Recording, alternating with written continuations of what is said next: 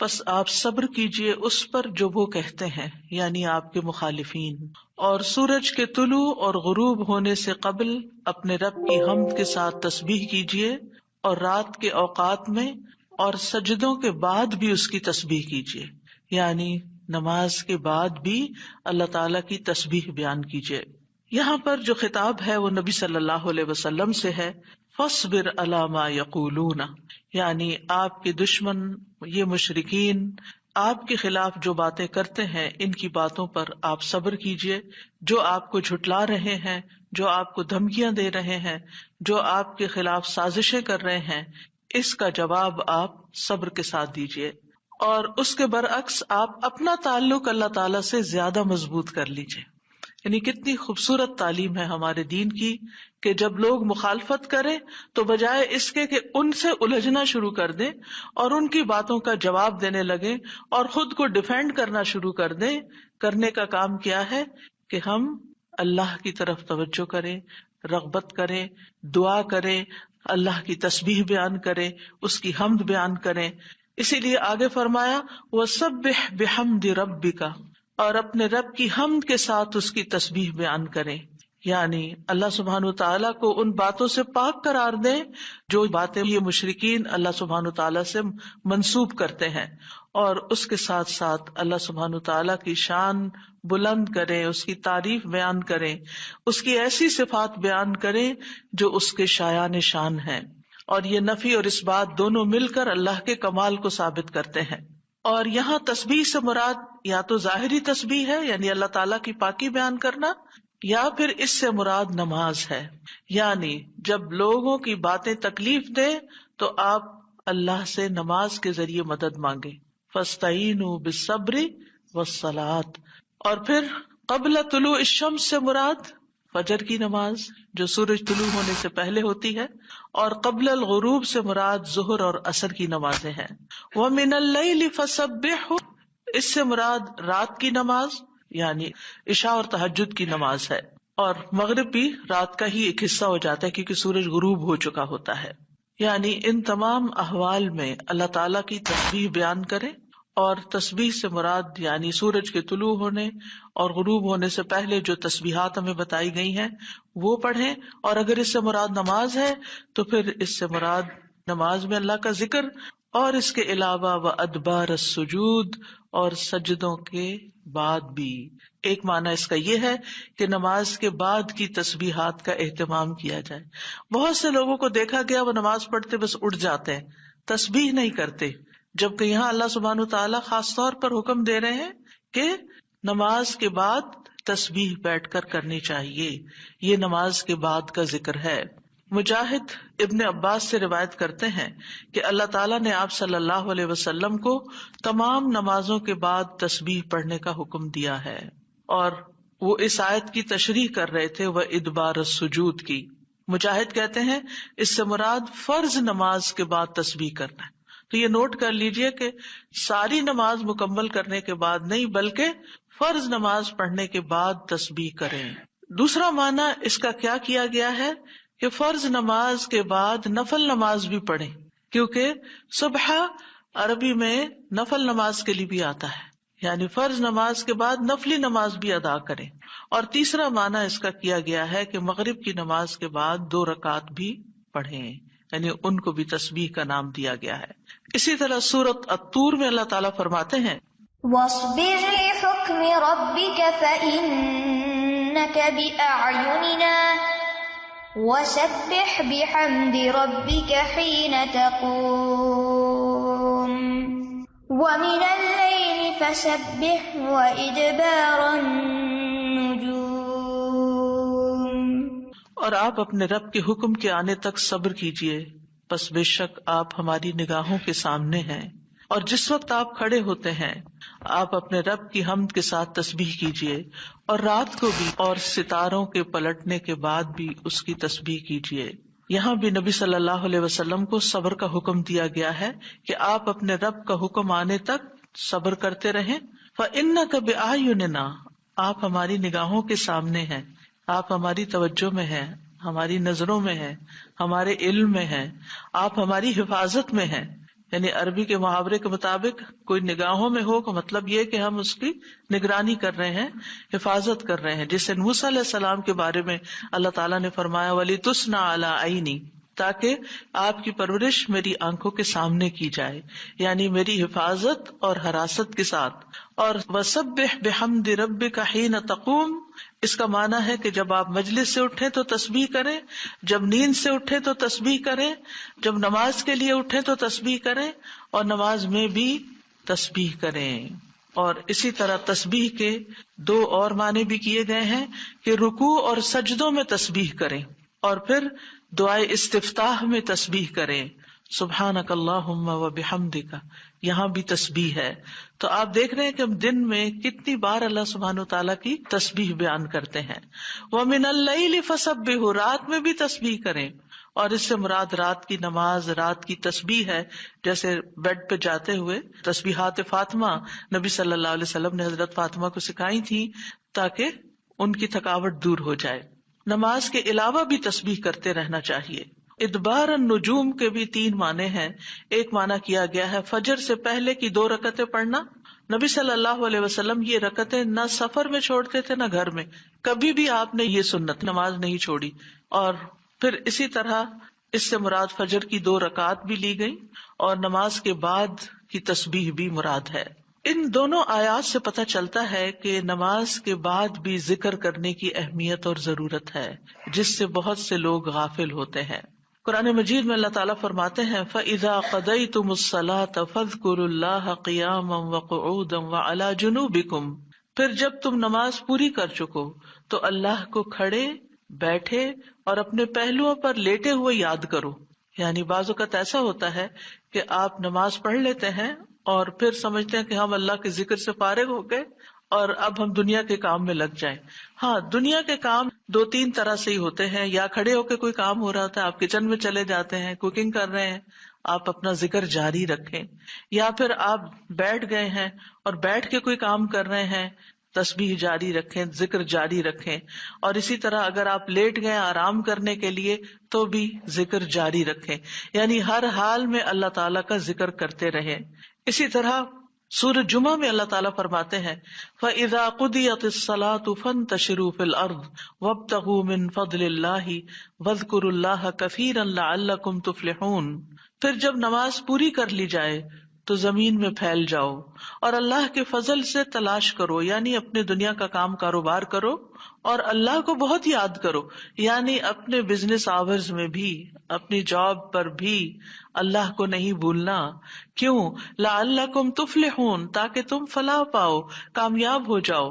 اسی طرح اللہ سبحانہ تعالیٰ رمضان کے روزے مکمل کرنے کے بعد کس چیز کا حکم دیتے ہیں؟ وَلِتُكْمِلُوا الْعِدَّةَ وَلِتُكَبِّرُوا اللَّهَ عَلَىٰ مَا هَدَاكُمْ وَلَعَلَّكُمْ تَشْكُرُونَ. اور تاکہ تم تعداد پوری کرو، اور تاکہ تم اللہ کی بڑائی بیان کرو، تکبیرات پڑھو، اور اس پر کہ اس نے تم کو ہدایت بخشی، اور تاکہ تم شکر ادا کرو. اسی طرح حج کے مناسک ادا کرنے کے بعد بھی ذکر کا حکم ہے. فَإِذَا قَضَيْتُم مَّنَاسِكَكُمْ فَاذْكُرُوا اللَّهَ كَذِكْرِكُمْ آبَاءَكُمْ أَوْ أَشَدَّ ذِكْرًا. پھر جب تم اپنے حج کے مناسک پورے کر چکو تو اللہ کو یاد کرو جس طرح اپنے باپ دادا کو یاد کیا کرتے تھے، بلکہ اس سے بھی زیادہ یاد کرنا. یعنی باپ دادا کو یاد کرنے، ماں باپ کو یاد کرنے سے بھی زیادہ اللہ کا ذکر کیا کرو، اللہ سبحانہ تعالیٰ کو زیادہ یاد کیا کرو. کیونکہ انسانوں کی یاد انسانوں کو دکھی کرتی ہے، لیکن اللہ کی یاد دلوں کے اطمینان کا باعث بنتی ہے، دلوں کے اندر سکون کا باعث بنتی ہے. الا بذکر اللہ تطمئن القلوب، خبردار اللہ کے ذکر سے دلوں کو اطمینان نصیب ہوتا ہے. تو آپ نے دیکھا کہ تمام عبادات کے بعد ذکر کا حکم ہے، تسبیح کا حکم ہے، تکبیر کا حکم ہے. اسی طرح نماز کے بعد خاص طور پر، یعنی نماز پڑھتے ہی اٹھ نہیں جانا چاہیے، بلکہ وہاں بیٹھ کر بھی اللہ کا ذکر کرنا چاہیے، اور اس میں غفلت نہیں برتنی چاہیے اور سستی نہیں ہونی چاہیے. بعض لوگ سلام پھیرتے ہی سنت پڑھنے کے لیے کھڑے ہو جاتے ہیں، جیسے آج کل تراویح میں جلدی ہوتی ہے لوگوں کو، تو بس فرض نماز پڑھی، آیت الکرسی کا بھی ٹائم نہیں ملتا کہ جلدی سے. سنت کا ہوتا ہے کہ اگر آیت الکرسی پڑھنے بیٹھ گئے تو سنت رہ جائے گی، امام صاحب تراویح شروع کر دیں گے. تو میں سوچتی ہوں کہ جب گھر سے نکل ہی آئے اللہ کی یاد کے لیے، تو کم از کم مسنون مستحب طریقے سے ہی ہم ساری عبادات کریں تاکہ وہ دل کو پھر اطمینان بھی نصیب ہو. بہرحال ایک نماز کے بعد فوراً اگلی نہیں شروع کر دینی چاہیے، اس کے بیچ کے وقفے میں اللہ کا ذکر کرنا چاہیے. نبی صلی اللہ علیہ وسلم فجر کی نماز کے بعد طلوع آفتاب تک نماز کی جگہ بیٹھے رہتے تھے، اور فجر ارلی شروع کرتے تھے، اندھیرے میں شروع کرتے تھے، اور فجر پڑھنے کے بعد بیٹھے رہتے اور ذکر کرتے رہتے. سماک بن حرب کہتے ہیں، میں نے جابر بن سمرہ سے عرض کیا، کیا آپ رسول اللہ صلی اللہ علیہ وسلم کے پاس بیٹھے تھے؟ انہوں نے فرمایا کہ ہاں، بہت زیادہ، میں بہت بیٹھتا رہا ہوں آپ کے پاس. آپ اپنی نماز کی جگہ سے کھڑے نہیں ہوتے تھے جس جگہ صبح کی نماز پڑھتے تھے جب تک کہ سورج نہ نکل آتا، پھر جب سورج نکل آتا تو آپ کھڑے ہو جاتے. اسی طرح ایک اور روایت میں آتا ہے، نبی صلی اللہ علیہ وسلم جب فجر کی نماز پڑھتے تھے تو اپنی جگہ بیٹھے رہتے یہاں تک کہ سورج خوب اچھی طرح طلوع ہو جاتا. تو پھر اس وقت کیا کرتے تھے؟ اشراق کے نوافل. تو اس سے آپ اندازہ لگائیں، کیا ہم میں سے کوئی یہ کہہ سکتا ہے کہ میں رسول اللہ صلی اللہ علیہ وسلم سے زیادہ مصروف انسان ہوں، میں زیادہ بزی ہوں، میرے بہت کام ہے، میرے پاس بیٹھنے کا وقت نہیں ہے؟ نہیں، یہ صرف نفس کا دھوکہ ہوتا ہے. نفس ہمیں دھوکہ دیتا ہے کہ دیکھو، پہلے تم اٹھے ہو تہجد کے لیے، پھر تم نے پڑھی نماز اور پھر پڑھے اذکار، اور اب تم پھر بیٹھ کے اور انتظار کرو، اٹھو کچھ اور کام کرو. اچھا میرا وہ کام بھی ہے، میرا وہ کام بھی ہے. اور اس طرح ہم اپنے آپ کو تسلیاں دے کر اپنی جگہ سے اٹھ جاتے ہیں اور ذکر میں کوتاہی کر جاتے ہیں، جبکہ مستحب یہی ہے کہ اسی جگہ بیٹھ کر چاہے آپ تلاوت قرآن کریں، چاہے آپ صبح شام کے اذکار، یہی وقت ہے ان کا سورج نکلنے سے پہلے، اور حفاظت کے لیے جو پڑھتے ہیں وہ انہی اوقات میں پڑھے جاتے ہیں. لہٰذا اس وقت آپ وہ بھی پڑھ سکتے ہیں، آپ تسبیحات کر سکتے ہیں، آپ کوئی بھی اور ذکر، آپ قرآن مجید کا مطالعہ کر سکتے ہیں، تفسیر کی کوئی کتاب پڑھ سکتے ہیں، کوئی تفسیر کا لیکچر سن سکتے ہیں، اپنی تجوید درست کر سکتے ہیں، یعنی کہ کوئی سبق یاد کر سکتے ہیں. یعنی کوئی بھی چیز ذکر کی قسم کی آپ اس وقت میں تسلی کے ساتھ کر سکتے ہیں تاکہ یہ سنت پوری ہو جائے، کیونکہ اس کا اجر و ثواب بہت ہے. جو شخص اسی جگہ بیٹھا رہے اور پھر نفل پڑھ کے اشراق کے اٹھے تو اس کو حج عمرے کا ثواب ملتا ہے. نبی صلی اللہ علیہ وسلم نے صحابہ کو نماز کے بعد کے اذکار سکھائے. ابن تیمیہ رحمہ اللہ کہتے ہیں کہ نبی صلی اللہ علیہ وسلم جب لوگوں کو نماز پڑھاتے تھے تو آپ سلام پھیرنے کے بعد دعا نہیں کرتے تھے، اور نہ صحابہ ایسا کرتے تھے، نہ صبح کی نماز میں، نہ عصر کی نماز میں، نہ دیگر نمازوں میں، بلکہ آپ سے ثابت ہے کہ آپ اپنا چہرہ اصحاب کی طرف کر لیتے، یعنی پلٹ کے واپس بیٹھ جاتے، اللہ کا ذکر کرتے اور ان کو سکھاتے تھے. یعنی اذکار اور دعا میں تھوڑا سا فرق ہے. دعائیں زیادہ سے زیادہ سلام پھیرنے سے پہلے کر لیتے تھے، اور جو اذکار ہوتے تھے جیسے تسبیحات ہیں یا صبح شام کے اذکار ہیں یا باقی اذکار ہیں وہ بعد میں کر لیتے تھے، جیسے لا الہ الا اللہ وحدہ لا شریک لہ، اور اسی طرح دیگر اذکار جو ہیں. اور سلام پھیرنے کے بعد اللہ کا ذکر کرنا یعنی زیادہ مستحب ہے. اگرچہ دعا بھی کر سکتے ہیں، یعنی منع نہیں ہے. بعض علماء یہ کہتے ہیں کہ نبی صلی اللہ علیہ وسلم نے جو دبر الصلاۃ کا لفظ استعمال کیا نماز کے پیچھے، تو اس سے مراد نماز کے بعد بھی ہے. حضرت عائشہ کہتی ہیں کہ نماز کے بعد کے اذکار شیشے کو صاف کرنے کے بعد اس کو چمکانے کی طرح ہے. یعنی نماز میں آپ نے اپنی صفائی کر لی اور اب بعد کے اذکار کے جو آپ کو اور زیادہ چمکا رہے ہیں. نماز نور ہے، یہ دل کو صاف کر دیتی ہے، دل کو روشن کر دیتی ہے، جیسے کہ شیشے کو صاف کیا جاتا ہے. اور نماز کے بعد ذکر کرنا ایسا ہے جیسا کہ شیشے کو چمکایا جاتا ہے. فرشتے بھی دعائیں کرتے ہیں. رسول اللہ صلی اللہ علیہ وسلم نے فرمایا، جب تک تم اپنے مصلے پر جہاں تم نے نماز پڑھی تھی بیٹھے رہو اور ریاح خارج نہ کرو، گیس پاس نہ کرو، تو فرشتے تم پر برابر درود بھیجتے رہتے ہیں. یعنی اگر کوئی شخص فجر کی نماز پڑھ کے اپنے وضو کی حالت میں سورج نکلنے تک بیٹھا رہتا ہے تو آپ اپنے لیے بھی ذکر کر رہے ہیں اور فرشتے بھی آپ کے لیے دعائیں کر رہے ہیں. کیا دعا کرتے ہیں؟ اللہم اغفر لہ، اللہم ارحمہ، اے اللہ اس کی مغفرت فرما، اے اللہ اس پر رحم فرما. اور یہ اس وقت تک ہوتا رہتا ہے جب تک وہ وضو توڑ کر فرشتوں کو تکلیف نہ پہنچائے. یعنی جب گیس پاس ہوتی ہے اور اس کی اسمیل سے پھر فرشتوں کو تکلیف ہوتی ہے، تو فرشتے جو ہیں وہ پیاز کی اسمیل اور لہسن کی اور جسم سے نکلنے والے، اگر پسینہ بہت آ رہا ہے اور کپڑے نہیں آپ تبدیل کرتے، رات کے کپڑوں میں ہی اٹھ کے نماز شروع کر دیتے ہیں اور وہ اسمیلی کپڑے ہوتے ہیں، تو اس سے فرشتے آپ سے دور رہتے ہیں. اور اسی طرح اگر یعنی خوراک میں کوئی ایسی چیز ہے کہ آپ کی گیس میں بہت اسمیل ہے، تو یہ چیز بھی فرشتوں کو تکلیف دیتی ہے اگر آپ مصلی پر بیٹھے ہیں یا آپ ذکر کی حالت میں ہیں. پھر اس وقت ذکر کرنا جو ہے اولاد اسماعیل سے غلام آزاد کرنے سے افضل عمل ہے، خاص طور پر اگر ہم لا الہ الا اللہ وحدہ لا شریک لہ والی تسبیح پڑھتے ہیں. ابو امامہ سے مروی ہے، رسول اللہ صلی اللہ علیہ وسلم نے فرمایا، سورج طلوع ہونے تک میں بیٹھ کر اللہ تعالیٰ کا ذکر کروں، اس کی بڑائی، اس کی حمد و تسبیح اور تحلیل کروں، یہ مجھے اولاد اسماعیل میں سے 2 غلام آزاد کرنے سے زیادہ محبوب. یعنی اس وقت کا ذکر ایسا ہے جیسے آپ نے اتنا بڑا صدقہ بھی کر دیا. اسی طرح عصر کے بعد سورج غروب ہونے تک ذکر کرنا مجھے اولاد اسماعیل میں سے 4 غلام آزاد کرنے سے زیادہ محبوب ہے. یعنی عصر پڑھ کر بھی آپ مغرب تک ذکر کر سکتے ہیں. اگر عام دنوں میں نہیں تو آپ جمعے کے دن تو کر ہی سکتے ہیں، کیونکہ اس دن دعائیں قبول ہوتی ہیں. لیکن عموماً ہم اپنی غفلت اور سستی کی وجہ سے کوئی اور کام شروع کر دیتے ہیں اور ہم ان قیمتی اوقات کی قدر نہیں کرتے، ہماری پرائرٹیز نہیں ہوتی. یعنی انسان کو جب پتہ چلتا ہے کہ یہ بزنس کا پیک آور ہے تو وہ کیا کرتا ہے، اس وقت کہیں اور سیر کو چلا جاتا ہے؟ نہیں، اس وقت وہ سارے کام چھوڑ کر اس کام کی طرف متوجہ ہو جاتا ہے جو اس کو سب سے زیادہ فائدہ دینے والا ہے. تو اسی طرح بعض سلف صالحین کہتے ہیں کہ ہم نے جمعے کے دن عصر کے بعد مغرب تک جو دعا کی ہماری قبول ہوئی. یعنی یہ قبولیت دعا کا خاص وقت ہوتا ہے. جیسے صبح کا وقت بکرتن نماز فجر سے لے کر سورج نکلنے تک کا ہے، بڑا ہی قیمتی وقت ہے ذکر اذکار کے لیے. اسی طرح عصر کی نماز سے لے کر مغرب تک کا وقت بھی بڑا ہی قیمتی ہے. تو اس میں آپ دیکھیے خصوصاً آج کل آپ روزے سے ہیں، روزہ دار کی بھی دعا قبول ہوتی ہے. اور اس میں بھی امت کے نیک لوگوں کا طریقہ یہی رہا ہے کہ وہ روزہ کھلنے سے پہلے سارے کام چھوڑ دیتے تھے اور ذکر اذکار میں مصروف ہو جاتے تھے، دعائیں کرنے میں مصروف ہو جاتے تھے.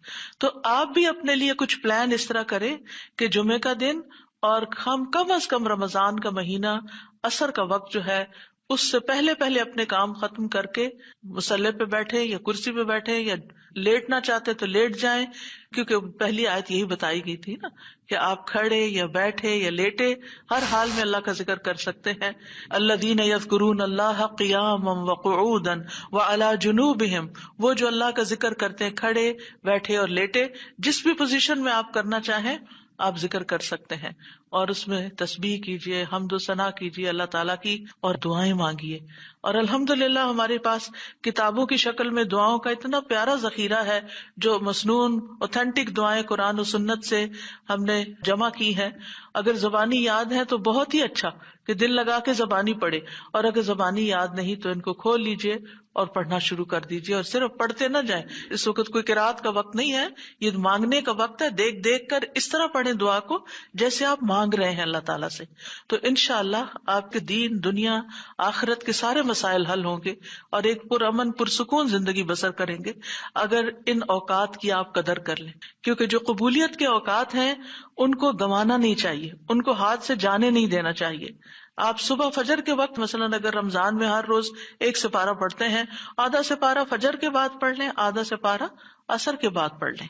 تو اس طرح بیلنس بھی ہو جائے گا، آپ کا دل نہیں گھبرا. کیونکہ ہمارا نفس جو ہے نا وہ اتنا آزاد منشا کہ وہ کہیں ایک جگہ بیٹھنے کی قید قبول نہیں کرتا. وہ بار بار ہمیں کہتا ہے اچھا فون چیک کر لو، اچھا وہ کر لو، وہ کر لو، اور توجہ اور یکسوئی سے ہمیں ذکر اذکار نہیں کرنے دیتا.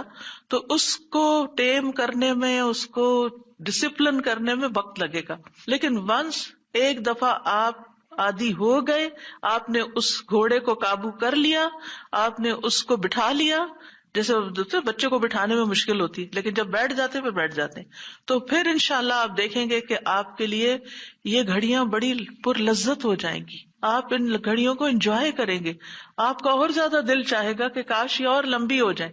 اچھا روزہ کھل گیا، ابھی تو میرا یہ بھی اور یہ بھی ٹارگٹ پورا نہیں ہوا. پھر اسی طرح یہ ہے کہ رسول اللہ صلی اللہ علیہ وسلم نے فرمایا، جو شخص فجر کی نماز جماعت کے ساتھ پڑھنے کے بعد بیٹھ کر اللہ کا ذکر کرتا رہے یہاں تک کہ سورج نکل آئے، پھر 2 رکعتیں پڑھے، اس کے لیے 1 حج اور عمرے کا ثواب ہے۔ انس فرماتے ہیں، پھر رسول اللہ صلی اللہ علیہ وسلم نے 3 بار فرمایا، پورا پورا پورا، یعنی پورا ثواب حج عمرے کا، پورا ثواب حج عمرے کا، پورا ثواب۔ یعنی آپ سوچئے کہ حج عمرہ کرنا کوئی آسان کام ہے؟ مشکل کام ہے، جس میں مال بھی انوالو ہے، آپ کی ایفرٹ بھی، آپ کا گھر چھوڑنا بھی، سب کچھ۔ لیکن اگر آپ کو ایک مصلی پہ بیٹھ کے اتنا بڑا اجر و ثواب ملتا ہے تو اور کیا چاہیے۔ صرف بات ہے اپنے نفس کو منانے کی، اپنے دل کو اور اپنے آپ کو ڈسپلن کرنے کی، اور ایک دفعہ آپ نے شروع کر لیا اور اگر نہیں ہو پا رہا تو اللہ سے دعا کریں کہ اللہ تعالیٰ توفیق دے دے، اللہ تعالیٰ آسان کر دے، تو انشاءاللہ آپ کے لیے آسانی بھی ہو جائے گی۔ پھر اسی طرح نبی صلی اللہ علیہ وسلم نے فرمایا، اللہ تعالیٰ فرماتا ہے کہ میں اپنے بندے کے ساتھ ہوتا ہوں جب وہ مجھے یاد کرتا ہے اور میری یاد میں اپنے ہونٹ ہلاتا ہے۔ اور ایسے لوگ جو ذکر میں آگے ہوتے ہیں وہ درجات میں بھی بہت آگے ہیں، سبقت لے جانے والے ہیں، فالسابقون السابقون ہیں۔ رسول اللہ صلی اللہ علیہ وسلم نے فرمایا، مفردون سبقت لے گئے۔ صحابہ نے پوچھا، یا رسول اللہ مفردون کون ہوتے ہیں؟ آپ صلی اللہ علیہ وسلم نے فرمایا، جو اللہ کے ذکر میں مشغول رہتے ہیں، یعنی ہر وقت ان کا دھیان اپنے رب کی طرف ہوتا ہے، کیونکہ ذکر میں دل میں بھی یاد ذکر کہلاتا ہے، زبان سے کچھ بولنا بھی ذکر ہے، اور اس کے علاوہ قرآن کی تلاوت، نماز، یہ ساری ذکر کی قسمیں ہیں۔ یعنی کچھ فارمل ہے، کچھ انفارمل ہے، کچھ خبر ہے یعنی جیسے تسبیحات وغیرہ ہوتی، کچھ میں دعا ہوتی ہے، طلب ہوتی ہے، اللہ تعالیٰ سے اپنی حاجت مانگتے ہیں، یہ ساری چیزیں ذکر میں شمار ہوتی ہیں۔ اب آ جاتے ہیں ہم نماز کے بعد کے اذکار کے متعلق، اور یہ اذکار بھی آپ کو اس کتاب میں ملیں گے، نماز کے اذکار، یعنی نماز کے اندر کے ذکر بھی اور نماز کے بعد کے بھی۔ نماز کا سلام پھیرتے ہی نماز ختم ہو جاتی ہے، اس کے بعد سب سے پہلے کہنا چاہیے اللہ اکبر 1 بار، اور تھوڑا سا بلند آواز سے، جس سے پتہ چلے کہ نماز پڑھ لی ہے، اللہ اکبر۔ ابن عباس کہتے ہیں، میں نبی صلی اللہ علیہ وسلم کی نماز کے مکمل ہونے کو تکبیر کی وجہ سے سمجھ جاتا تھا۔ یعنی مثلا کوئی نفل پڑھ رہا ہے تو آپ کو نہیں پتہ چلتا کہ پڑھ چکا یا نہیں، لیکن اگر اس نے بلند آواز سے کہہ دیا اللہ اکبر تو پتہ چل گیا کہ ہاں اس کی نماز مکمل ہو گئی ہے۔ کیوں اللہ اکبر کہیں؟ کہ اللہ ہر چیز سے بڑا۔ آپ دیکھیں، ہم نے نماز کا آغاز کس سے کیا تھا؟ اللہ اکبر سے کیا تھا، اور نماز میں کئی بار ہم نے اللہ اکبر کہا، اور اب نماز کے اختتام پر بھی اللہ اکبر، رمضان کے اختتام پر بھی اللہ اکبر، یعنی اللہ کی تکبیر بیان کرنا۔ اللہ سبحانہ وتعالیٰ قرآن مجید میں فرماتے ہیں، اتل ما اوحی الیک من الکتاب واقم الصلاۃ ان الصلاۃ تنہی عن الفحشاء والمنکر ولذکر اللہ اکبر واللہ یعلم ما تصنعون۔ کتاب میں سے جو آپ کی طرف وحی کیا گیا ہے اس کی تلاوت کیجیے اور نماز قائم کیجیے، بے شک نماز بے حیائی اور برائی سے روکتی ہے، اور یقیناً اللہ کا ذکر تو سب سے بڑی چیز ہے، اور اللہ کو معلوم ہے جو کچھ تم کرتے ہو۔ تو اللہ کا ذکر سب سے بڑی چیز، اور اس ذکر میں اللہ کو سب سے بڑا قرار دینا سب سے بڑی چیز۔ اور نبی صلی اللہ علیہ وسلم اور پھر صحابہ کا طریقہ بھی یہی تھا کہ آپ فرض نمازوں کے بعد ذکر کرتے اور آوازیں بلند کرتے، یعنی نماز کے بعد کا ذکر جو ہے اس میں آواز اونچی ہوتی ہے۔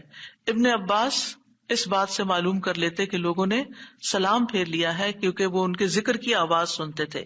یعنی مطلب یہ ہے کہ نماز کے بعد اللہ اکبر بھی اونچی آواز میں، استغفر اللہ استغفر اللہ استغفر اللہ یہ بھی ذرا اونچی آواز میں، یعنی ایک ہوتا ہے سری ذکر یعنی دل ہی دل میں پکارنا، اور ایک ہوتا ہے جاہری جس میں یہ ذکر جو نماز کے بعد ہوتا ہے اس کو تھوڑا اونچی آواز میں کرنا چاہیے، اور جس طرح وتر ختم ہونے کے بعد سبحان الملک القدوس سبحان الملک القدوس سبحان الملک القدوس ذرا اونچی آواز میں کہنا چاہیے۔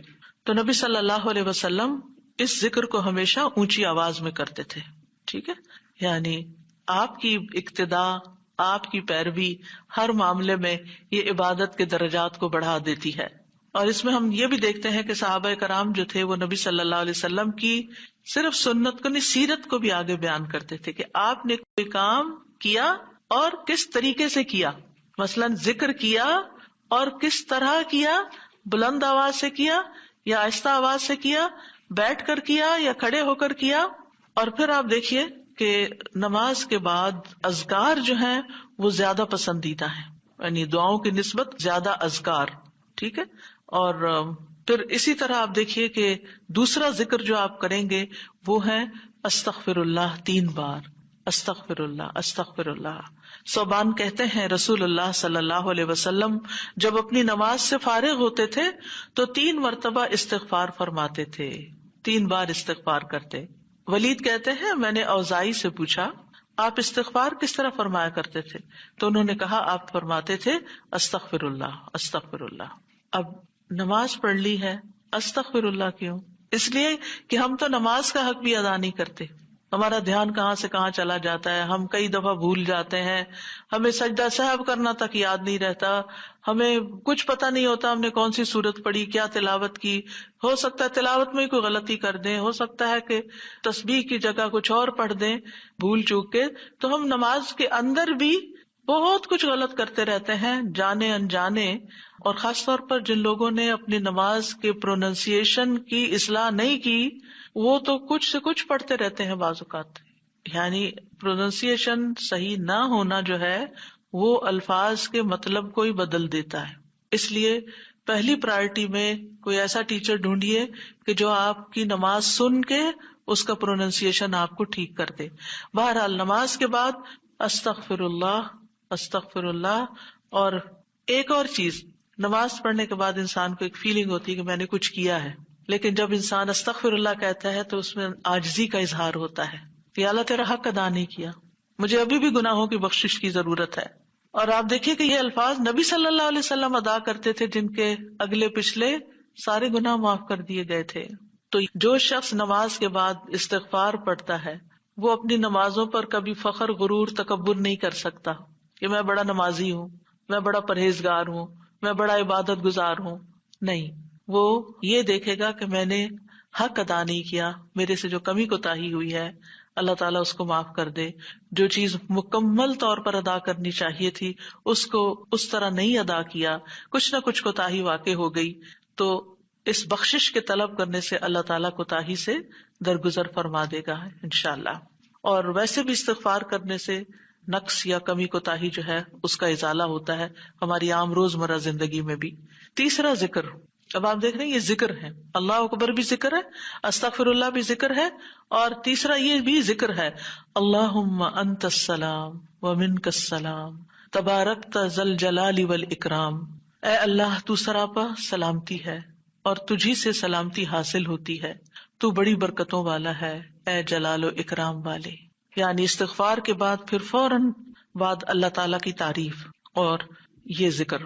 السلام جو ہے یہ اللہ تعالیٰ کے ناموں میں سے ایک نام ہے جس کا مطلب یہ ہے کہ اللہ تعالیٰ ہر طرح کی آفات سے، عیبوں سے، ہر طرح کے نقص سے سلامت ہے. کوئی چیز اس کو نقصان نہیں دے سکتی، نہ لوگوں کی باتیں جو اللہ تعالیٰ کے خلاف کرتے ہیں، یا لوگوں کے گمان، یا لوگوں کی نافرمانیاں اور گناہ اور عبادت نہ کرنا، اللہ کا حکم نہ ماننا. اللہ تعالیٰ کو کوئی چیز نقصان نہیں دیتی، وہ سلامت ہے، اس کو کسی کی ضرورت ہی نہیں ہے. یہ جو کچھ ہم کرتے ہیں، ذکر ہو، عبادت ہو، یہ اپنے ہی فائدے کے لیے کرتے ہیں، اللہ تعالیٰ پر کچھ احسان نہیں ہے.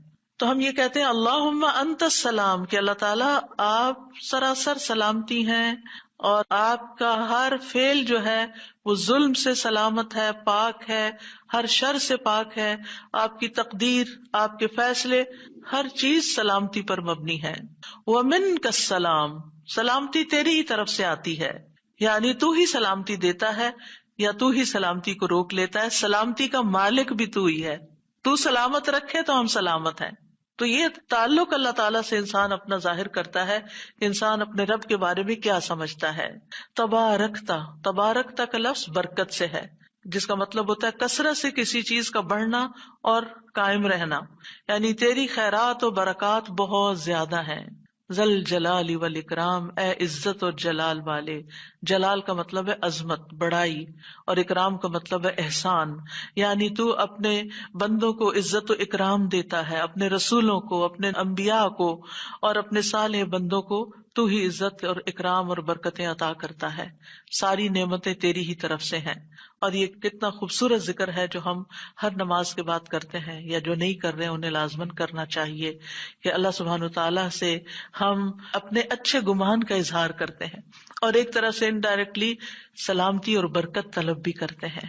آپ دیکھیے عموماً ہم جب کسی چیز کے اندر فائدہ دیکھتے ہیں تو ہم خیر اس سے وابستہ کر لیتے ہیں، یہ ہے تو کام ہوگا، یہ نہیں تو کام ہی نہیں ہوگا.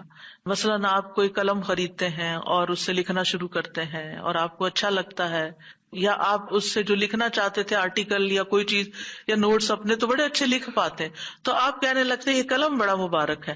ٹھیک ہے بھائی، قلم اچھا ہے، فائدہ دے رہا ہے آپ کو، لیکن اصل تو اللہ نے آپ کے لیے یہ وسیلہ بنایا کہ اس نے آپ تک یہ پہنچایا. تو اصل برکت اور خیر اور سلامتی کا منبع اللہ رب العزت کی ذات ہے. چیزوں کے ساتھ مت چمٹ جائیے اور ان پر اتنے ڈپینڈنٹ نہ ہو جائیں کہ اللہ کو بھول جائیں اور اللہ تعالیٰ کی نعمت اور اللہ تعالیٰ کا احسان یاد نہ کریں. تو اس لیے ہر نماز کے بعد ہم اس بات کا اقرار کرتے ہیں کہ ساری برکتیں تیری ذات سے ہیں یا رب، ساری سلامتی تیری طرف سے ہے یا رب، عزت اور اکرام تیری ہی طرف سے ہے یا رب، تو ہی جس کو چاہے اس پر احسان فرماتا ہے، لہٰذا ہم یہ سب کچھ تجھ سے ہی طلب کرتے ہیں. پھر آپ دیکھیے چوتھا ذکر ہے لا الہ الا اللہ وحدہ لا شریک لہ لہ الملک ولہ الحمد وہو علی کل شیء قدیر. یہ بھی آپ 3 بار پڑھ سکتے ہیں، یہ بھی ذکر ہے، یعنی 3 مرتبہ اللہ تعالی کی توحید کا اقرار. مغیرہ بن شعبہ جو وحی کے کاتب تھے ان سے مروی ہے کہ معاویہ رضی اللہ عنہ نے مغیرہ کو لکھا کہ کوئی حدیث جو آپ نے رسول اللہ صلی اللہ علیہ وسلم سے سنی ہو وہ مجھے لکھ کر بھیجیں. راوی کہتے ہیں کہ مغیرہ رضی اللہ عنہ نے انہیں لکھا کہ میں نے آپ صلی اللہ علیہ وسلم سے سنا ہے آپ اپنی نماز سے فارغ ہونے کے بعد 3 مرتبہ یہ پڑھا کرتے تھے لا الہ الا اللہ وحدہ لا شریک لہ لہ الملک ولہ الحمد وہو علی کل شیء قدیر. سب سے پہلے توحید کا اقرار کہ اللہ ایک ہے، وہی الہ ہے، وہی خالق ہے، مالک ہے، رب ہے، معبود ہے. پھر اس بات کا انکار کہ کوئی اس کا شریک ہو، لا شریک لہ.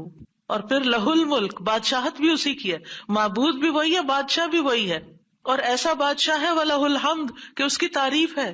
دنیا کے بادشاہوں کا حشر ہوتا دیکھا ہے آپ نے، ان کے ساتھ کیا کیا جاتا ہے، لیکن اللہ سبحانہ تعالیٰ کی بادشاہت پر کوئی آنچ نہیں آتی، کوئی اس کو ہلا نہیں سکتا، کوئی اس کو نقصان نہیں دے سکتا، کوئی اس پر باتیں نہیں بنا سکتا، کوئی اس کا نقص نہیں نکال سکتا کہ اللہ تعالیٰ نے آسمان میں یہ کیا چیز بنا دی، زمین میں کیا بنا دی. نہیں، وَلَهُ الْحَمْدُ، اسی کی ہے تعریف.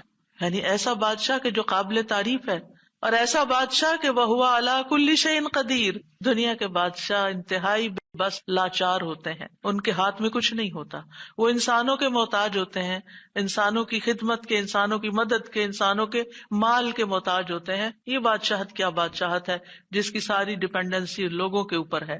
تو اصل بادشاہت تو اللہ کی ہے کہ جو ہر چیز پر پوری قدرت رکھتا ہے. تو آپ اس احساس کے ساتھ اگر اللہ تعالیٰ کا یہ ذکر کرتے ہیں تو آپ کا دل ایک سکون سے بھر جائے گا، ایک خوشی سے بھر جائے گا کہ میں ایسی ہستی کو جانتی ہوں، ایسی ذات کو جانتی ہوں کہ جو اتنی خوبیوں کی مالک ہے. کیونکہ یہ انسان کی فطرت میں ہے، انسان کی نفسیات میں ہے کہ وہ کسی چیز کی تعریف کر کے خوش ہوتا ہے، اور عام طور پر ہم صرف سامنے نظر آنے والی چیزوں کی تعریف کر کر کے خوش ہوتے رہتے ہیں، اور تھوڑے دن کے بعد وہ بھی خراب ہو جاتی ہے، وہ تعریف بھی ساتھ ہی چلی جاتی ہے. انسان ہے تو مر جاتے ہیں، ان کے اعمال ہے تو ختم ہو جاتے ہیں، اور کبھی وہ اچھے ہوتے ہیں اور پلٹ بھی جاتے ہیں. وہ کہاں گئی تعریفیں؟ جوان ہے تو بڑھاپے میں ساری تعریفیں چلی گئی، مالدار تھے تو غریب ہوئے تو ساری تعریفیں چلی گئیں. اسی طرح علم ہے اور جنون لاحق ہو گیا تو ساری تعریفیں چلی گئیں، سب کچھ الٹ گیا. اور دنیا کے یہ سارے نظارے آپ نے دیکھے ہوں گے کہ جب ہر نعمت لوگوں پر الٹ جاتی. اسی لیے ہم دعا کرتے ہیں نا کہ اللہم انی اعوذ بک من زوال نعمتک، کہ اللہ نعمتوں کے زوال سے بچانا. یہ انتہائی تکلیف دہ چیز ہے، لیکن یہ ایک دنیا کا قانون ہے، یہ سب کچھ ہوتا ہے اور ہماری آنکھیں دیکھتی ہیں. لیکن اللہ سبحانہ و تعالی ان سب چیزوں سے پاک ہے، اس کو کوئی زوال نہیں اور اس کا کوئی کچھ بگاڑ نہیں سکتا، اور وہ ہر چیز پر پوری طرح قادر ہے، جو چاہے کر سکتا ہے، اور تعریف اسی کے لیے ہے. 5واں ذکر لا الہ الا اللہ وحدہ لا شریک لہ لہ الملک ولہ الحمد وہو علی کل شیء قدیر. اللہم لا مانع لما اعطیت ولا معطی لما منعت ولا ينفع ذا الجد منك الجد. اللہ کے سوا کوئی الہ نہیں، وہ اکیلا ہے، اس کا کوئی شریک نہیں، بادشاہت اسی کی ہے اور تمام تعریف اسی کے لیے ہے، اور وہ ہر چیز پر پوری طرح قدرت رکھنے والا ہے. اے اللہ، جو کچھ تو نے دیا ہے اسے کوئی روکنے والا نہیں، اور جو کچھ تو نے روک دیا اسے کوئی دینے والا نہیں، اور کسی مالدار کو تیری بارگاہ میں اس کا مال نفع نہیں پہنچا سکتا. ابتدا میں تو وہی اللہ کی توحید بیان ہوئی، اس کی بادشاہت اور اس کی حمد کا ذکر ہے اور اس کی قدرت کا ذکر ہے، اور اس کے بعد کہ جو اللہ نے دیا، جو وہ دینا چاہتا ہے اسے کوئی روک نہیں سکتا. یہاں بھی آپ دیکھیں، مانگ کچھ نہیں رہی، یہ ذکر ہے، یہ دعا نہیں، یہ کیا ہے؟ ذکر ہے. اور جو کچھ تو نے روک دیا کوئی دے ہی نہیں سکتا، اور سارے ہی مالدار فقیر ہیں، اور خاص طور پر تیرے سامنے فقیر ہیں. یا ایھا الناس انتم الفقراء الی اللہ واللہ هو الغنی الحمید. اے لوگو، تم سب اللہ کے فقیر ہو، اللہ کے محتاج ہو، اور اللہ ہی غنی، مالدار اور وہی قابل تعریف ہے. واللہ هو الغنی الحمید. ٹھیک ہے. نبی صلی اللہ علیہ وسلم جب سلام پھیرتے تھے تو یہ دعا پڑھا کرتے تھے یا یہ ذکر کیا کرتے تھے. اور اس میں آپ دیکھیے کہ یہ جو عقیدہ ہے نا کہ اللہ روکے تو کوئی دے نہیں سکتا، یہ انسان کو بڑا اطمینان دے دیتا ہے. اگر کوئی چیز، کوئی خیر آپ کی طرف آنے سے رکی ہوئی ہے تو وہ اللہ ہی نے روکی ہوئی ہے، آپ پر رحمت کی وجہ سے. بدگمان نہ ہو اس سے، کسی وجہ سے رکی ہوئی ہے. آپ کسی کی کوئی اچھی چیز دیکھتے ہیں، کسی کا مینشن دیکھتے ہیں تو سوچتے ہیں کتنا خوش قسمت ہے، کتنے بڑے گھر میں رہتا ہے. کسی کے پاس فراری دیکھتے ہیں تو آپ کہتے ہیں واہ کتنا خوش قسمت ہے. لیکن آپ کو نہیں پتا کہ یہی چیزیں اس کے لیے کتنی بڑی آزمائش بنی ہوئی ہیں، آپ نہیں جانتے. اور اگر اللہ نے آپ کو نہیں دی تو آپ کو بہت سے شر سے محفوظ رکھا ہوا ہے. تو اللہ کا روکنا بھی خیر کا باعث ہوتا ہے. یہ سبق پکا کر لیں کہ جب اللہ تعالیٰ کوئی چیز نہیں دیتا یا دیر سے دیتا ہے یا روک لیتا ہے اور کوئی چارہ نہیں ہوتا، آپ کہتے ہیں میری کوئی دعا قبول نہیں ہو رہی، میرا کوئی طریقہ کام نہیں آ رہا، تو اس میں بھی کوئی خیر ہوتی ہے، کیونکہ جو اللہ نے مقدر میں لکھا ہے وہ پہنچ کے رہے گا. کوئی روک نہیں سکتا جو تو دے، اور کوئی دے نہیں سکتا جو تو روک لے. اور جسے اللہ نے آپ کے مقدر میں لکھا ہے وہ آپ تک آئے گا ہی آئے گا. سورۃ فاطر میں اللہ تعالیٰ فرماتے ہیں ما یفتح اللہ للناس من رحمت فلا ممسک لها وما یمسک فلا مرسل له من بعدہ وہو العزیز الحکیم. جو کچھ اللہ لوگوں کے لیے رحمت میں سے کھول دے اسے کوئی بند کرنے والا نہیں، اور جو وہ بند کر دے اس کے بعد اسے کوئی کھولنے والا نہیں. حدیث میں آتا ہے ما اصابک لم یکن لیخطئک وان ما اخطأک لم یکن لیصیبک. جو کچھ تمہیں پہنچا وہ تم سے خطا ہونے والا نہیں تھا، اور جو نہیں ملا وہ ہرگز ملنے والا نہیں تھا. قرآن مجید میں سورۃ الرعد میں اللہ تعالیٰ فرماتے ہیں وَإِذَا أَرَادَ اللَّهُ بِقَوْمٍ سُوءًا فَلَا مَرَدَّ لَهُ. جب اللہ کسی قوم کے ساتھ برائی کا ارادہ کر لیتا ہے تو اس کو کوئی پھیرنے والا نہیں، کوئی سپر پاور اس ملک کی مدد نہیں کر سکتی اگر اللہ نے اس کے لیے جنگ کا فتنہ یا کسی اور طرح کی کوئی آزمائش لکھی ہے. یہ اللہ کے فیصلے ہوتے ہیں، یا اللہ نے کسی قوم کو تباہ کرنے کا فیصلہ کر لیا ہو تو کوئی اس کو روک نہیں سکتا. لہٰذا ہمیں اللہ پر ہی بھروسہ کرنا چاہیے، اور ہر حال میں ایسی پریشان کن باتوں پر اللہ تعالیٰ ہی کی طرف رجوع کر لینا چاہیے. یاد رکھیے اگر کوئی چیز نہیں ملی تو اللہ تعالیٰ کو الزام مت دیں، اللہ تعالیٰ سے ناراض نہیں ہو، اللہ تعالیٰ سے بد ظن نہیں ہو. یہ روکنا اس کی رحمت ہے. انسان اگر ان دو جملوں پر ایمان لے آئے تو پھر اس کا مکمل بھروسہ اللہ کی ذات پر ہو جائے گا. وہ رزق کے بارے میں اللہ پر ہی توکل کرے گا، نقصان کو دور کرنے اور بھلائی کو پانے کے لیے اللہ پر ہی بھروسہ کرے گا. وہ اللہ کو اپنے لیے کافی سمجھے گا. یعنی جہاں کہیں دل چھوٹا ہوا، جہاں کہیں کوئی پریشانی آئی، کہتے حسبی اللہ و نعم الوکیل. اللہ کار ساز یعنی کام بنانے والا اللہ ہی میرے لیے کافی ہے، وہ میرا کام بنائے گا، وہ میری مشکل آسان کرے گا. تو یہ توحید ربوبیت اور الوہیت پر مشتمل جملے ہیں. ابن تیمیہ کہتے ہیں یہ حدیث دو عظیم اصولوں پر مشتمل ہے. نمبر 1 توحید ربوبیت، اور وہ ہے جسے اللہ دینا چاہے اسے کوئی روک نہیں سکتا، اور جسے وہ روک دے اسے کوئی نہیں دے سکتا. بس بندہ اللہ ہی پر توکل کرتا ہے اور اسی سے مانگتا رہتا ہے، کیونکہ دینا جو اس نے ہے. تو پھر کسی اور سے کیوں مانگے گا، کسی اور سے توقع لگا کے کیوں بیٹھ جائے گا، کسی اور کے در پہ کیوں جائے گا. اس کو پتا ہے صرف اللہ ہی نے کرنا ہے جو کرنا ہے. اس سے عقیدہ توحید پکا ہوتا چلا جاتا ہے کہ صرف اللہ ہی نے کرنا ہے. اور توحید الوہیت ولا ينفع ذا الجد منك الجد. عام طور پر انسان یہ سمجھتا ہے میرے پاس مال ہے، مجھے کوئی مشکل نہیں، یعنی جب کوئی کام سامنے آتا ہے نا تو فوراً دیکھتا ہے کتنا ہے بینک میں، کتنا کیش رکھا ہے، کیا ہے میرے پاس، کتنی پراپرٹی ہے، یعنی فوراً انسان کا دماغ گھوم کے اس طرف چلا جاتا ہے نا، بہت ہے، انف ہے، کام ہو جائے گا۔ اللہ چاہے گا تو ہوگا، صرف آپ کے مال سے کچھ نہیں ہوتا۔ آپ سارا لگا دیں، بزنس میں پورا لاس ہو سکتا ہے، پھر بتائیے آپ کے مال نے آپ کو کیا فائدہ دیا؟ کچھ نہیں ہو سکتا جب تک اللہ نہ چاہے۔ مال بھی جب فائدہ دیتا ہے جب اللہ چاہتا ہے، اولاد بھی جب فائدے کی ہوتی ہے جب اللہ چاہتا ہے۔ کسی انسان سے فائدہ صرف اس وقت پہنچتا ہے جب اللہ چاہتا ہے۔ آپ نے دیکھا ہوگا کتنے ہی اچھے سے اچھے لوگ ہوتے ہیں، ہر وقت کام آنے والے، ایک وقت ایسا آتا ہے وہ ایسے بےچارے مجبور ہوتے ہیں کہ ان کو نہ کرنی پڑتی ہے کہ بھائی سوری یہ نہیں کر سکتے، کیونکہ سب کچھ ان کے اختیار میں نہیں ہے، سب کچھ ان کے بس میں نہیں ہے۔ اسی طرح انسان کے پاس بعض اوقات کوئی عہدہ ہوتا ہے، انفلوئنس ہوتا ہے، وہ سمجھتا ہے یہ عہدہ ہے میرے پاس، میں سب کچھ کر سکتا، نہیں کر سکتے۔ آپ نے دیکھا ہوگا دنیا کے بڑے بڑے ملکوں کے جو حکمران ہوتے ہیں کتنے بے بس ہوتے ہیں، کچھ بھی نہیں ہوتا ان کے ہاتھ میں، اپنی تقدیر نہیں بنا سکتے، اپنا فائدہ نہیں کر سکتے۔ اور پھر آپ دیکھیے کہ اللہ سبحانہ وتعالیٰ دنیا اسے بھی دیتا ہے جس سے وہ محبت کرتا ہے، اور اسے بھی دیتا ہے جس سے وہ محبت نہیں کرتا۔ لیکن یاد رکھیے ایمان اس کو دیتا ہے، دین کی سمجھ اس کو دیتا ہے جس سے وہ محبت کرتا ہے۔ وَمَن يُرِدِ اللَّهُ بِهِ خَيْرًا يُفَقِّهْهُ فِي الدِّينِ۔ دنیا تو سب کے پاس، مومن مسلم کافر سب کے پاس ہو سکتی ہے دنیا کے بڑے بڑے فائدے ہر ایک کو مل سکتے ہیں، لیکن دین اس کو ملتا ہے جس سے اللہ محبت کرتا ہے۔ لہذا انسان کو اللہ ہی کی طرف رغبت کرنی چاہیے، اور کبھی بھی اپنے مال پہ، اپنے جاہ پہ، اپنے ریسورسز پہ، اپنی قوتوں پر، اپنے علم پر کبھی بھروسہ نہیں کرنا چاہیے کہ یہ میرے لیے کچھ بنائیں گے اور ان کی وجہ سے میں آگے بڑھ جاؤں گا اور ان کی وجہ سے میرا بہت فائدہ ہوگا۔ جب اللہ فائدہ لائے گا نا، ان میں سے کوئی ایک چیز بھی آپ کے پاس نہیں ہوگی تو آپ کا کام بن جائے گا۔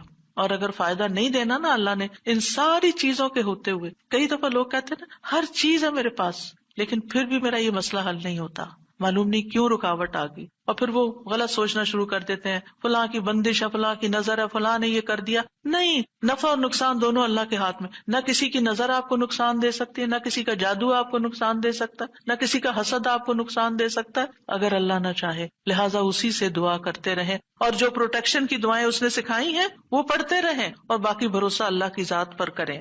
پھر چھٹا ذکر ہے لا الہ الا اللہ وحدہ لا شریک لہ، لہ الملک ولہ الحمد وہو علی کل شیء قدیر، لا حول ولا قوۃ الا باللہ، لا الہ الا اللہ ولا نعبد الا ایاہ، لہ النعمۃ ولہ الفضل ولہ الثناء الحسن، لا الہ الا اللہ مخلصین لہ الدین ولو کرہ الکافرون۔ اللہ کے سوا کوئی الہ نہیں، وہ اکیلا ہے، اس کا کوئی شریک نہیں، بادشاہت اسی کی ہے اور تمام تعریف اسی کے لیے ہے، اور وہ ہر چیز پر پوری طرح قدرت رکھنے والا ہے، اور گناہ سے بچنے کی طاقت اور نیکی کرنے کی طاقت اللہ کے سوا کوئی دینے والا نہیں، اللہ کے سوا کوئی الہ نہیں۔ ہم صرف اسی کی عبادت کرتے ہیں، اسی کی ساری نعمتیں ہیں، اسی کا سارا فضل ہے اور اسی کے لیے خوبصورت تعریف ہے۔ اللہ کے سوا کوئی الہ نہیں، ہم اسی کے لیے دین میں اخلاص رکھنے والے ہیں اگرچہ کافر ناپسند کریں۔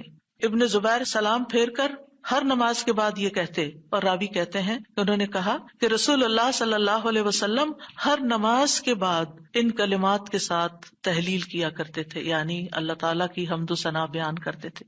یہ بھی کیا ہے نماز کے بعد کا ذکر، اور اس میں آپ دیکھیے لا الہ الا اللہ وحدہ کے علاوہ لا حول ولا قوۃ الا باللہ، لا حول ولا قوۃ الا باللہ، کہ کوئی پھیرنے کی قوت یعنی کسی برائی کو، نقصان کو دور کرنے کی، اور اسی طرح کوئی فائدہ حاصل کرنے کی قوت اللہ ہی کے پاس ہے۔ کسی گناہ سے دور ہونے اور کسی نیکی کے کرنے کی ہمت طاقت اللہ ہی کے پاس ہے۔ تو یہ لا حول ولا قوت الا باللہ بہت فائدہ دیتا ہے، اور اس کی کثرت کرنے کو کہا گیا ہے۔ اور لا الہ الا اللہ ولا نعبد الا ایاہ، ہم صرف اسی کی عبادت کرتے ہیں۔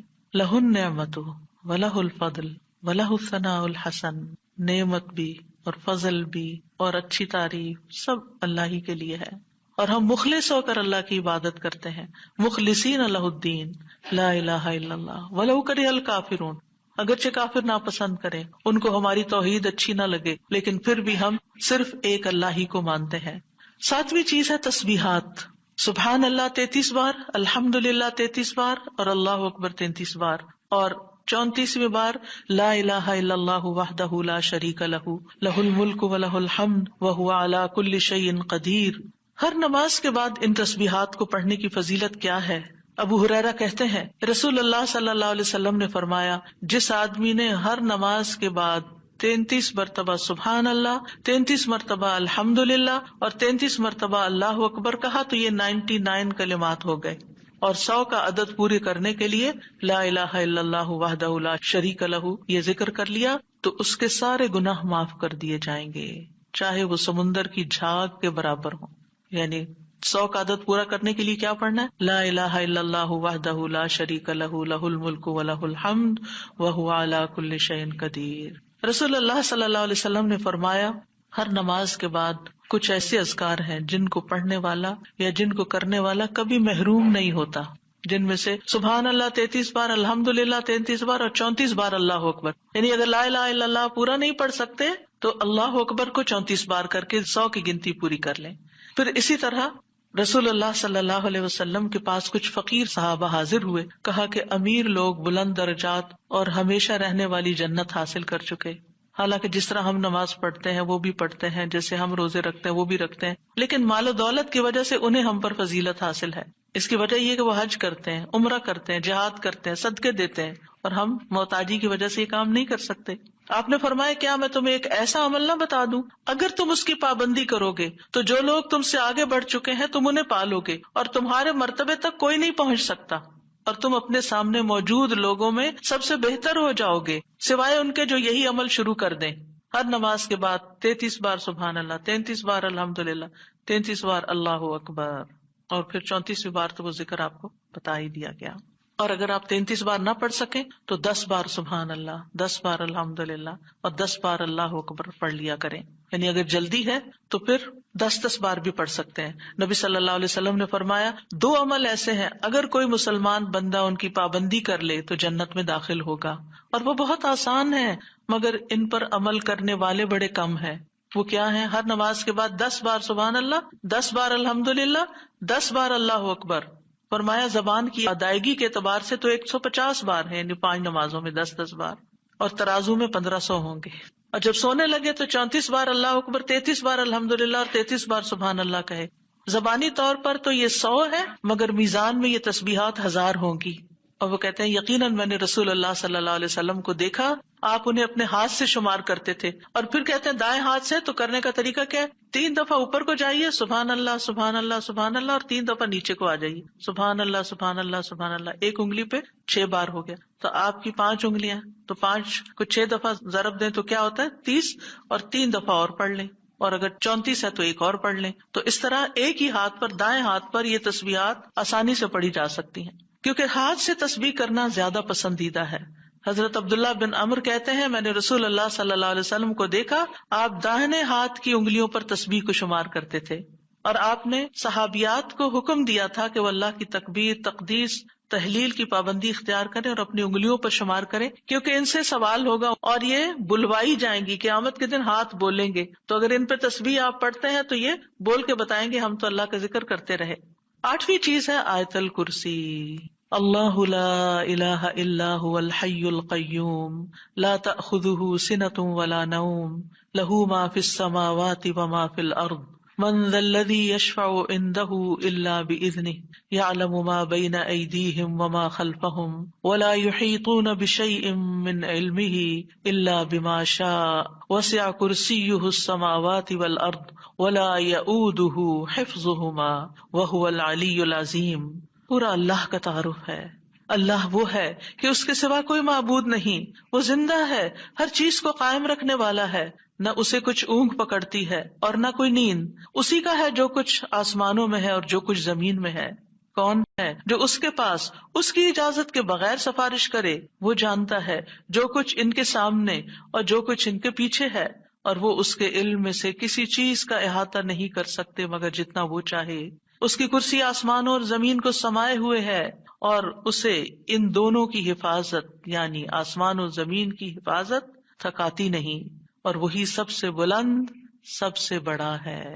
ہر نماز کے بعد آیت الکرسی پڑھنے کی فضیلت یہ ہے کہ جو شخص نماز کے بعد اس کو پڑھ لیتا ہے اور اس نماز کے بعد اس کی ڈیتھ ہو جاتی ہے تو فرمایا اس کو موت کے علاوہ کوئی چیز جنت میں جانے سے نہیں روک سکتی، مر گیا تو سیدھا جنت میں۔ یہ قرآن مجید کی سب سے افضل آیت ہے۔ ابو ذر غفاری کہتے ہیں میں مسجد حرام میں داخل ہوا اور رسول اللہ صلی اللہ علیہ وسلم کو اکیلے دیکھ کر آپ کے پاس آ کے بیٹھ گیا۔ میں نے کہا یا رسول اللہ صلی اللہ علیہ وسلم کون سی آیت افضل ہے جو آپ پہ نازل ہوئی؟ آپ نے فرمایا آیت الکرسی۔ کرسی کے مقابلے میں 7 آسمان اس طرح ہے جیسے بیابان زمین میں کوئی چھلا گرا پڑا ہو، اور پھر کرسی کے مقابلے میں عرش کا حجم اتنا ہے جیسے اس چھلے کے مقابلے میں بیابان کا وجود۔ اور یہ قرآن مجید کی سب سے عظیم آیت بھی ہے۔ ابی ابن کعب سے روایت ہے ایک مرتبہ نبی صلی اللہ علیہ وسلم نے ان سے پوچھا اللہ کی کتاب میں سب سے عظیم آیت کون سی ہے؟ انہوں نے کہا اللہ اور اس کا رسول ہی زیادہ جانتے ہیں۔ آپ نے یہ سوال کئی مرتبہ دہرایا تو ابی ابن کعب نے کہا آیت الکرسی۔ یہ سن کر آپ نے فرمایا ابو المنذر تمہیں تمہارا علم مبارک ہو، اس ذات کی قسم جس کے ہاتھ میں میری جان ہے، عرش کے پائے کے پاس یہ اللہ بادشاہ کی پاکیزگی بیان کرتی ہوگی، اس کی ایک زبان اور 2 ہونٹ ہوں گے، یعنی جو لوگ اس پڑھیں گے وہ ان کے حق میں ایک طرح سے گواہ ہوگی۔ 9ویں چیز جو نماز کے بعد پڑھنی چاہیے وہ ہے معوذات، سورۃ الاخلاص، سورۃ الفلق، سورۃ الناس۔ پہلی سورت میں اللہ تعالیٰ کی توحید بیان ہوئی ہے، دوسری سورت میں انسان کو پناہ مانگنے کے لیے کہا گیا ہے، کہہ دیجئے میں مخلوق کے رب کے پناہ پکڑتا ہوں اس چیز کے شر سے جو اس نے پیدا کی، اور اندھیری رات کے شر سے جب وہ چھا جائے، اور گرہوں میں پھونکنے والیوں کے شر سے، اور حسد کرنے والے کے شر سے جب وہ حسد کرے۔ انہی چیزوں کا خوف رہتا ہے نا، کوئی جادو کر دے گا، کوئی حسد کر لے گا۔ ہر نماز کے بعد پڑھیں گے کس وقت وہ کرے گا؟ اس کو تو آپ موقع ہی نہیں دے رہے کہ وہ جادو کرے یا آپ سے حسد کرے۔ ہر 2 نمازوں کے بیچ میں جو کوئی ایسا فتنہ فساد آیا اس کا ازالہ ہوتا چلا جائے گا۔ عقبہ بن عامر کہتے ہیں کہ رسول اللہ صلی اللہ علیہ وسلم نے مجھے حکم دیا تھا کہ میں ہر نماز کے بعد معوذات پڑھا کروں، یعنی یہ 3 صورتیں پڑھا کروں۔ 10ویں چیز ہے رب اعنی علی ذکرک و شکرک و حسن عبادتک، اللہ کے ذکر، اس کے شکر اور اچھی عبادت پر اللہ کی مدد مانگنا۔ معاذ بن جبل کہتے ہیں کہ رسول اللہ صلی اللہ علیہ وسلم نے میرا ہاتھ پکڑا اور فرمایا اے معاذ اللہ کی قسم میں تم سے محبت کرتا ہوں۔ کتنے خوش قسمت تھے معاذ رضی اللہ عنہ۔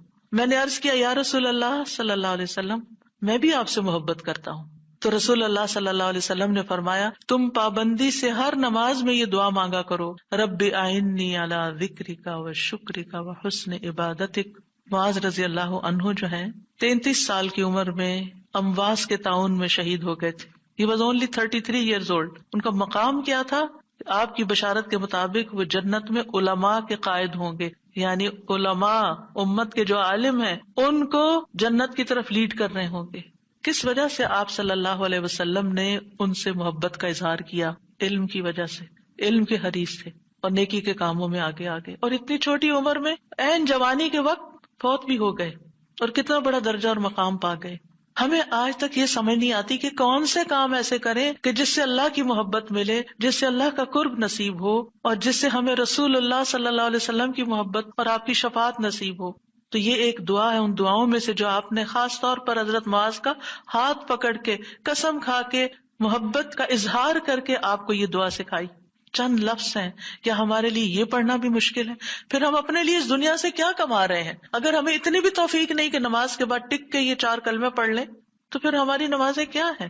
ہم نے کیا مانگا اللہ سے؟ ہم تو دنیا کی اور آخرت کی خیر سے محروم ہو گئے۔ اور یہ دعا آپ دیکھیے اللہم سے بھی شروع ہوتی ہے اور ربی سے بھی شروع ہوتی ہے، دونوں کا ایک ہی تقریباً مطلب ہے، ایک میں الوہیت ہے اور ایک میں ربوبیت ہے۔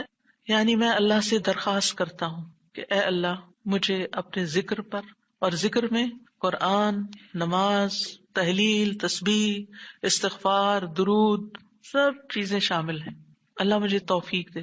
اور پھر وہ شکر کی بھی توفیق۔ اور آپ دیکھیے کہ جب ہم دعا مانگتے ہیں نا کہ اللہم انی علی ذکرک، تو مطلب یہ ہے کہ ہماری زبان جو ہے وہ آپ کی اطاعت کرتی رہے، وہ کلمات بولتی رہے جس سے آپ کا ذکر ہوتا رہے۔ یعنی ایک تو ہے یہ مسنون اذکار ان کا پڑھنا، اور ایک یہ ہے کہ اللہ تعالیٰ کی نعمتوں کا ذکر کرنا، اللہ تعالیٰ کے احسانات کا ذکر کرنا، اللہ تعالیٰ کی قدرت کی نشانیوں کا ذکر کرنا، اللہ کے فضل کا ذکر کرنا۔ وَأَمَّا بِنِعْمَةِ رَبِّكَ فَحَدِّثْ، یہ بھی ذکر ہے۔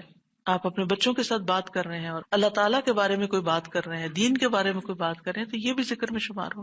تو اللہ مجھے توفیق دے، آئین اللہ میری مدد کر. کیونکہ ہمارے پاس وقت بھی ہوتا ہے، ہمارے پاس صلاحیت بھی ہوتی ہے، لیکن ہم توجہ نہیں کرتے، ہم کرتے نہیں ہے کام، کیونکہ توفیق نہیں ہوئی نا. تو ہر نماز کے بعد، چونکہ فرض کے بعد دعا قبول ہوتی ہے، تو یہ دعا مانگنے کو کہا گیا. اور بعض کہتے ہیں اس کو سلام پھیرنے سے پہلے بھی پڑھ سکتے ہیں، جیسے ربی جعلنی پڑھتے ہیں. یا اور کل جو میں نے آپ کو دعائیں بتائی تھی آخر میں نماز کے اختتام پر سلام سے پہلے، وہ سب مسنون اذکار تھے. لیکن علماء نے اس کے علاوہ، جیسے ربی جعلنی مقیم الصلاۃ، یہ نبی صلی اللہ علیہ وسلم نے نہیں سکھائی ہمیں کہ نماز کے بعد ضروری یہی پڑھی جائے. لیکن علماء نے کہا کہ جیسے اللہ کی حمد و ثنا ہوتی ہے تشہد میں، پھر اس کے بعد درود شریف ہے، اور پھر اس میں والدین اور اولاد دونوں کے لیے دعا ہے، تو یہ پڑھ لیں. اس کے علاوہ جو چاہے قرآنی اور مسنون دعا یہاں بیٹھ کے پڑھیں، کیونکہ نماز کے اندر دعا مانگنا نماز کے بعد کی دعا سے افضل ہے. قبولیت کے زیادہ چانسز ہیں، جس سے اکثر لوگ غافل ہیں. سلام پھیرنے سے پہلے اللہم انی اسألک الجنۃ واعوذ بک من النار 3 دفعہ یہ پڑھ لیں. جو آپ کا دل چاہے پڑھیں، بس اردو میں نہیں، عربی میں یاد کریں کچھ دعائیں، قرآنی دعائیں، مسنون دعائیں اس وقت پڑھتے رہیں. تو پھر دوسرا ہے وشکر کا.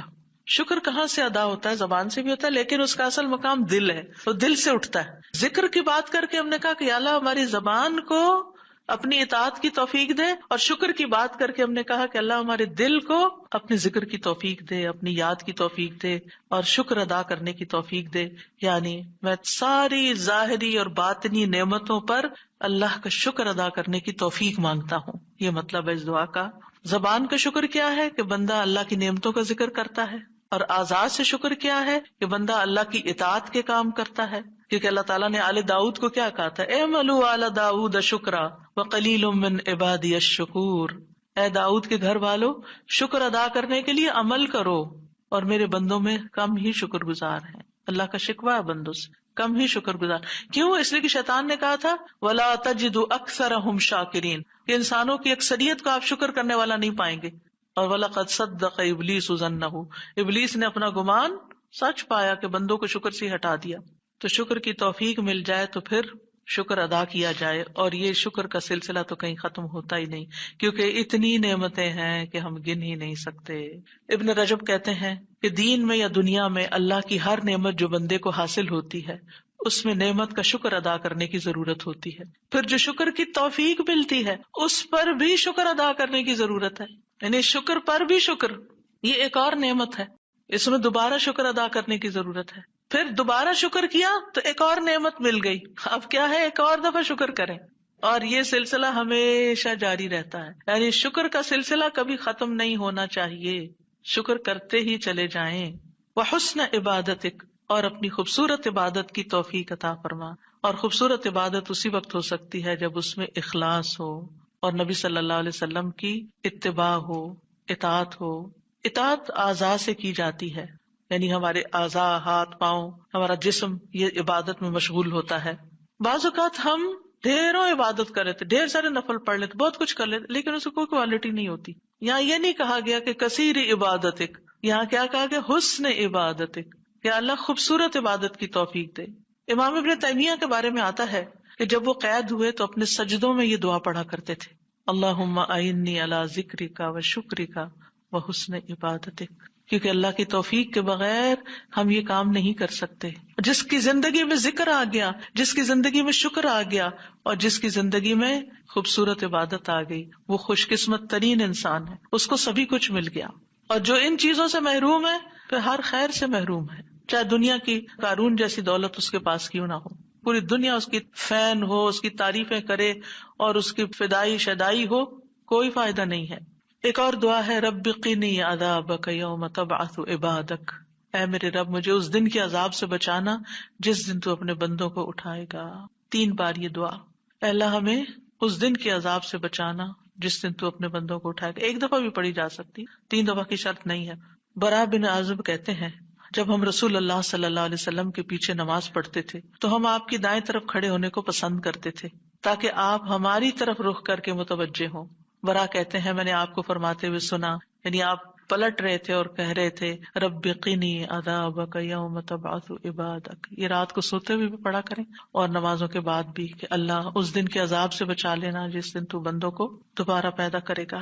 13 اللہم اغفر لی ما قدمت وما اخرت وما اسررت وما اعلنت وما اسرفت وما انت اعلم به منی انت المقدم وانت المؤخر لا الہ الا انت۔ اے اللہ میرے وہ گناہ بخش دے جو میں پہلے کر چکا، جو میں نے بعد میں کیے، اور جو چھپے ہوئے کیے اور جو ظاہر میں کیے، اور جو میں حد سے بڑھا رہا اور وہ جن سے تو مجھ سے زیادہ باخبر ہے۔ تو ہی نیکی اور خیر میں آگے کرنے والا اور پیچھے کرنے والا ہے، تیرے سوا کوئی معبود نہیں۔ نبی صلی اللہ علیہ وسلم سلام پھیرنے کے بعد یہ دعا پڑھا کرتے تھے، یعنی اس دعا کے بارے میں ثابت ہے کہ سلام کے بعد پڑھا کرتے تھے۔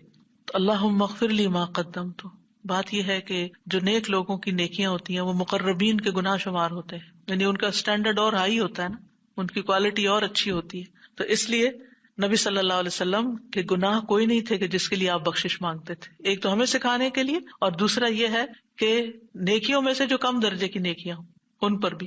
وما اخرت، اور جو عبادت مجھ سے تاخیر ہوئی، کوتاہی ہوئی، جو میں نے لیٹ کی، جس کا حق ادا نہیں کیا۔ وما اسررت، جو میں نے چھپایا، جو میرے دل میں وسوسے اور خیالات آئے، بعض اوقات نماز کے اندر وسوسے آنا شروع ہو جاتے ہیں، تو یا اللہ تو اس کو بھی معاف کر دے۔ وما اعلنت، اور جو میں نے ظاہراً کیے، یعنی وہ اقوال افعال جو سب کے سامنے، لوگوں کے سامنے کوئی بری مثال پیش کی، یعنی یہ نبی صلی اللہ علیہ وسلم کے نہیں، یہ ہمارے لیے ہے کہ ہم بعض اوقات ایسی بات کر جاتے ہیں، ایسا کام کر جاتے ہیں جو دوسروں کو پٹ آف کر دیتا ہے نیکی کے کاموں سے، یا ان کو دین سے ہٹا دیتا ہے، یا اور اسی طرح کی غلطیاں ہم کرتے ہیں۔ اور پھر آپ دیکھیے کہ نبی صلی اللہ علیہ وسلم کی ہمبلنس بھی اس سے پتہ چلتی ہے کہ کتنے آپ ہمبل تھے، کہ سارا کچھ کر کے، بہترین عبادت کر کے پھر بخشش بھی مانگ رہے ہیں۔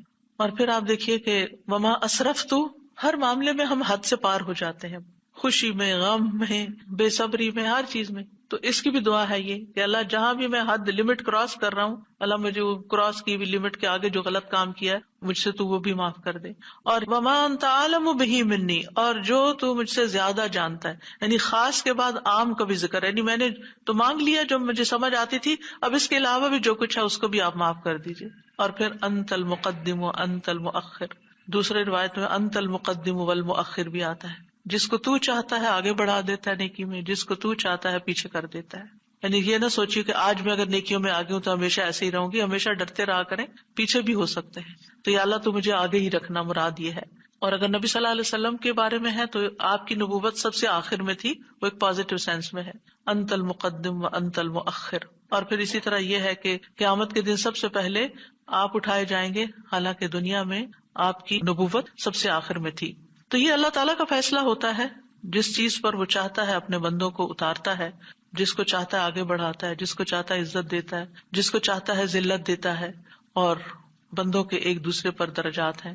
نمبر 14، سبحانک اللہم و بحمدک استغفرک و اتوب الیک۔ یہ مجلس کے اختتام پر بھی اور نماز کی دعاؤں کے اختتام پر بھی، پاک ہے تو اے اللہ، تیری ہی حمد ہے، میں تجھ سے بخشش مانگتا ہوں، تیری ہی طرف میں رجوع کرتا ہوں۔